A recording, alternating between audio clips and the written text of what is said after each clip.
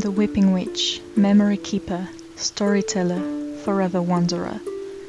Soon after my powers first manifested, I was cursed by a fairy to live eternally. That is to say, the fairy entered my body and is living inside of me. I quickly understood that living longer than my fellow witches would lead me to the deepest loneliness, so I walked away. I went to Aeropolis, where I learned every language I could, as well as various ways to wield magic and words. As soon as I had learned everything I wanted, I left with my dragon familiar to explore the world. Since then, I have been traveling, seeing the world, the people, and more importantly, gathering stories. My magic allows me to see memories from people or objects upon direct contact, so I go around listening to memories, living them, in hopes of finding a story worthy of being told. I then write it down in my book of stories, enchanted to never run out of pages. With luck, I have witnessed some of the greatest events of Omneris, met fascinating people who deserve to be talked about, and seen the melodies go by.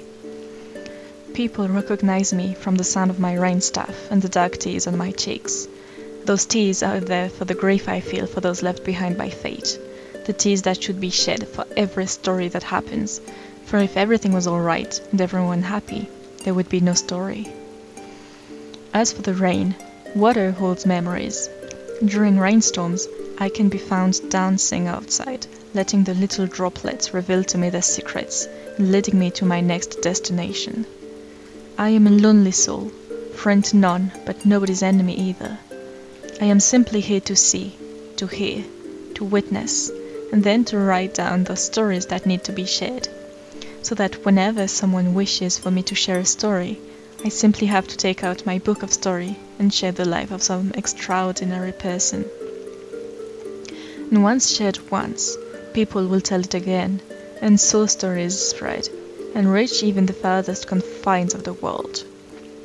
That is the purpose I have given myself, to share the stories of those who cannot do it for themselves, those who are not listened to, those who died before living fully, those deemed unworthy.